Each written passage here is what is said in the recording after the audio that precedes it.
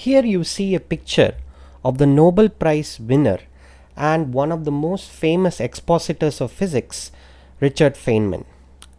Richard Feynman had a reputation of being able to do the toughest of integrals with ease.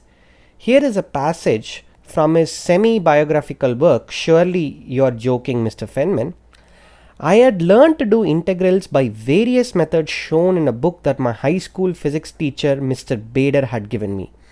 It showed how to differentiate parameters under the integral sign. It's a certain operation. It turns out that's not taught very much in the universities. They don't emphasize it. But I caught on how to use that method, and I used that one damn tool again and again. If guys at MIT or Princeton had trouble doing a certain integral, then I come along and try differentiating under the integral sign, and often it worked. So I got a great reputation for doing integrals, only because my box of tools was different from everybody else's, and they had tried all their tools on it before giving the problem to me. So this is a very practically useful tool that will allow you to solve difficult integrals. The importance of this tool is nowadays not that much, simply because we have symbolic packages like Wolfram Alpha that can do differentiation, that can do integration. But nevertheless, it's a tool that's good to know. So I'm going to state and prove one version of differentiating under the integral sign. This will turn out to be very useful when you do stuff like complex analysis and you want to prove some integral formulas. You can just differentiate under the integral sign. It will allow you to give very elegant proofs of certain theorems. So without much further ado, the statement of the theorem. The setup is as follows. U subset of Rn is open, and we have f from u times the closed interval ab to r, a continuous function. Okay, and think carefully what this means. Continuity is going to be defined using some metric on the product. Here it's going to be the Euclidean metric at a continuous function. Okay, suppose the partial derivatives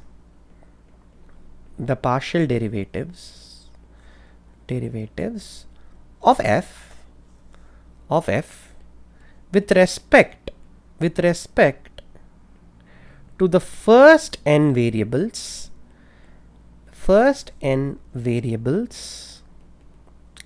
exist and are continuous on u cross ab. Okay, so this is essentially just saying that the function is differentiable, the function's partial derivatives exist with respect to the variables coming from u. So in some sense this function is differentiable when treated as a function of u. Okay, so each partial derivative will define a function from u cross ab to r. That function should also be continuous. Now what we are going to do is we are going to define this new function g of x, which is given by integral a to b of f of x t dt. So in essence, g is a function from u to r. So for a fixed x, you fix the variable slot x here in the function f, you get a function of t, f of x t. This function is obviously going to be continuous from the facts we have established when we studied metric spaces. Then just integrate this function with respect to t. That will give you the function g of x. That will give you the value g of x. In this way, you get a function g from u to r. Now, what differentiating under the integral sign says is then g is actually a c1 function on u. It's continuously differentiable. Partial derivatives exist and are continuous. And di, the partial derivatives di of g of x, is nothing but integral a to b di of f of x t dt. Okay, So the partial derivatives exist and are continuous, and the partial derivatives can be obtained by simply shifting the derivative operator di inside the integral sign. Okay, let's prove this. The proof is not hard. Fix x in u. Fix x in u. Okay, now by replacing u with a small ball centered at x, we assume f is bounded on u. Differentiating a function is a local thing. The derivative of a function, the existence and the value of the derivative depends only on the value of the function near that point. So all we are going to do is we replace u by a small ball centered at x, and we assume that f is bounded on u. Okay, now let's just compute and show this result for the first derivative. All the other derivatives follow in the exact same manner. What we are interested in is g of x1 plus h. The rest of the variables I am denoting by x prime. x2 to xn is denoted by x prime, minus gx minus h times integral a to b d1 of f of xt dt. Okay, so I have just considered essentially the linear approximation. I'm just subtracting the linear approximation of g, considered now as a function of just the first slot. All the other slots are fixed. I'm writing down the difference. Now for this function to be differentiable and the derivative to be this quantity, integral a to b d1 of f of xt dt, all we have to show is this whole thing divided by h, limit h going to 0 is 0. If you could show that, we are done. Okay, so that's the aim. So we will just analyze this quantity in some detail and see what happens. Okay, now what I'm going to do is, we know the definition of g, it's in terms of an integral involving f, so we just write this as integral a to b f of x1 plus h, I forgot an x prime, so f of x1 plus h comma x prime comma t now, because there is a t slot, and in fact you are integrating along this t slot, minus f of xt. Okay, and what I'm going to do is I'm going to just bring this derivative, the candidate derivative, also inside f of xt, the whole thing dt, integral from a to b. Okay, so this is just straightforward properties of the integral. By the way, this integral, I didn't speak about that. This integral exists because d1 of f of xt is a continuous function of in fact on u cross u, and we are just fixing this x and treating it as a function of t, and it's certainly going to be continuous when you restrict it and treat it just as a function of t. So this, what is the integrand, is actually continuous, so this integral exists. That needs to be said actually. Now for the next step, I'm going to apply a trick. First, observe that if you have consider the function f of x1 plus uh comma x prime comma t. This I'm going to treat it as a function of u. Okay, I'm going to treat it as a function of u, and this function I'm going to assume that h is chosen so small that this as a function of u is defined from 0 1 to r.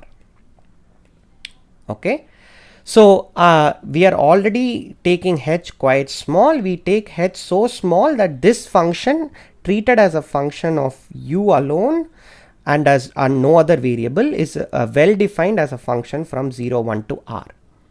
Okay, we choose h so small that this happens. Okay, now if you differentiate this function, remember it's a function of u, it's a one variable function, you will get, by the chain rule, you will get d1 of f of x1 plus UH comma X prime comma T, and because we applied the chain rule, you will get into H. Okay, this will be the derivative of this function. Consequently, if I integrate this from 0 to 1 du, if I integrate this from 0 to 1 du, the derivative and the integral will just vanish. I will just get f of x1 plus UH comma x prime comma t with the limits 0 and 1, which is just f of x1 plus h comma x prime comma t minus f of x1 plus 0. So that's just f of x1 plus f of x1 comma x prime comma t, right? So putting all this together, this big expression that we have to deal with, I can replace these first two terms by this integral. Okay, so putting all this together, I will just write equal to. So this equal to is technically following on from here. It's following on from here and on to the next page.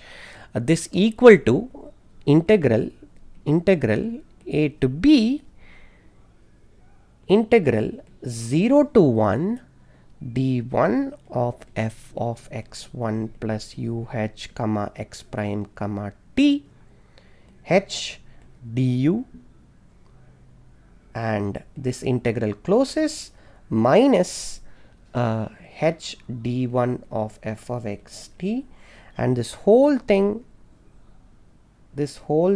is integrated with respect to t. Okay, so this is the net upshot of the observations that I made in the previous end of the previous slide. This is nothing but integral a to b. Now I'm going to bring that second term h d1 fxt also inside, noting that there is no u dependency there. I can write this as integral 0 to 1 d1 of f x1 plus UH comma x prime comma t minus d1 of f of x t, this whole thing h du dt. I can do this because there is no u dependence on the second function, so I can may as well integrate with respect to u. Note that I'm integrating from 0 to 1, so it doesn't really go, it's the same as just writing h d1 fxt. Integral 0 to 1 h d1 fxt du is same as just h d1 fxt. Okay, now we have to estimate the terms. So we are interested in estimating norm of g of f x1 h. So this is not actually a norm, this is just a modulus. We are interested in estimating g of x1 plus h comma x prime minus g of x minus h integral a to b d1 of f of x t dt. Okay, this is certainly going to be less than or equal to maximum value of the modulus of d1 of f of x1 plus UH comma x prime comma t minus d1 of f of x t times the norm of h times the b minus a. Okay, where the maximum is taken over the rectangle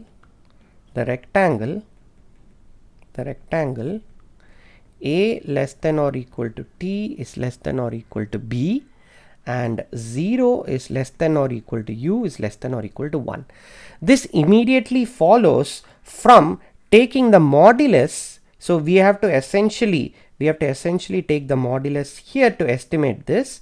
So we just move the modulus inside, and just apply standard facts about integrals that we are already familiar with, and from that we will get it.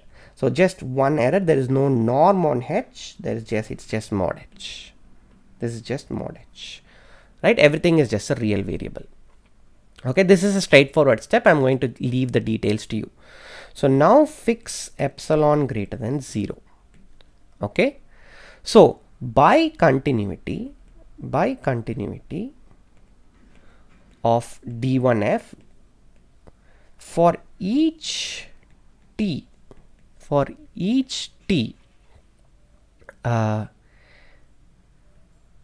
in AB, we can find an open interval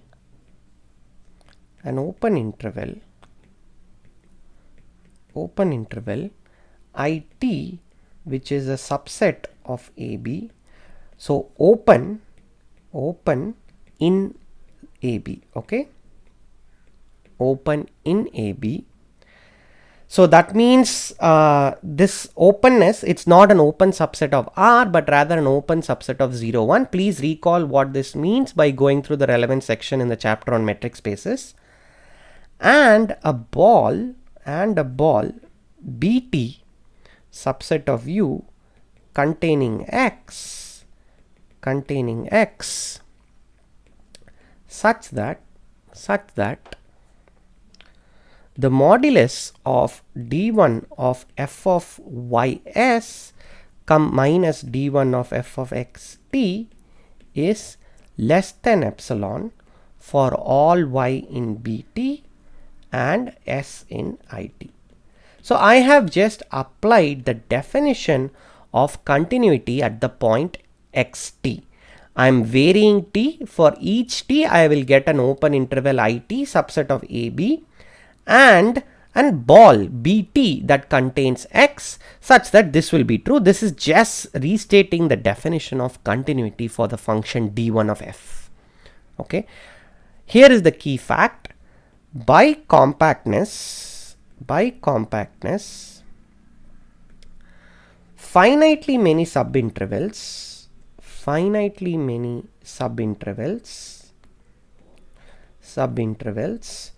IT1 to let's say ITK cover this closed interval AB. Okay, now this is a somewhat tricky thing because the open intervals that I'm considering are open in AB, they are not open intervals of R. But recall from the chapter on metric spaces that compactness doesn't really depend on which ambient space you consider. So what I'm saying is perfectly valid. You can check it thoroughly. Please check that to make sure that you understand why this is correct. Let B be the corresponding or rather intersections be the intersection of the corresponding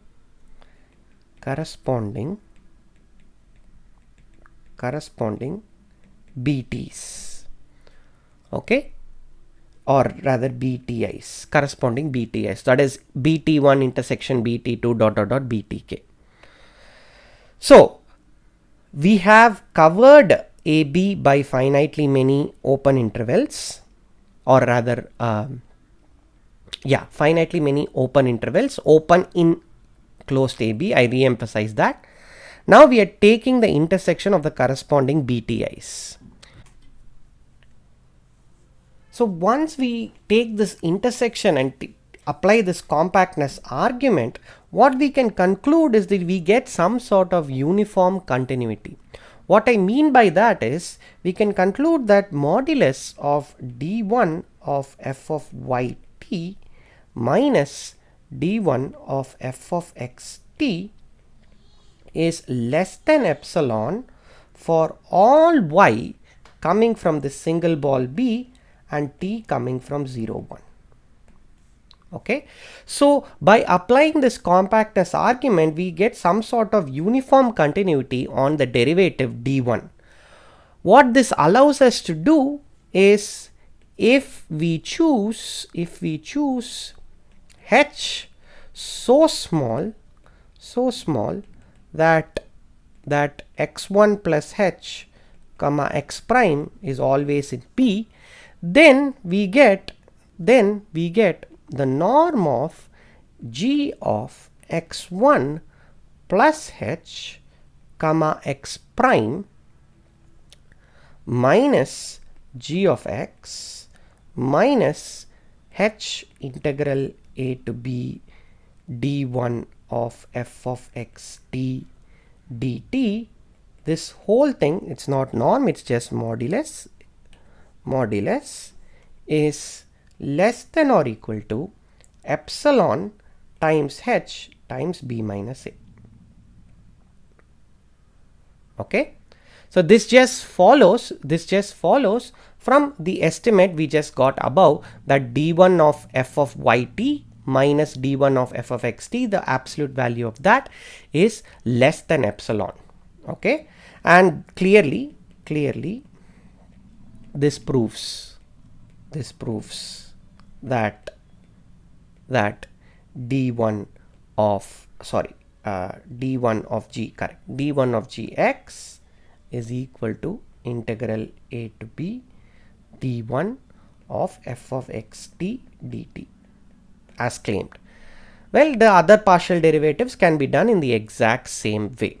So this was a somewhat tricky proof. It's not hard, it's somewhat tricky because you have to apply this somewhat different type of compactness argument. But essentially you get some sort of uniform continuity that allows us to do this. You can get a better argument for this if you invoke what is known as the dominated convergence theorem. That will allow you to prove this in a much easier way instead of this somewhat tricky argument. This is a course on real analysis, and you have just watched the video on differentiating under the integral sign.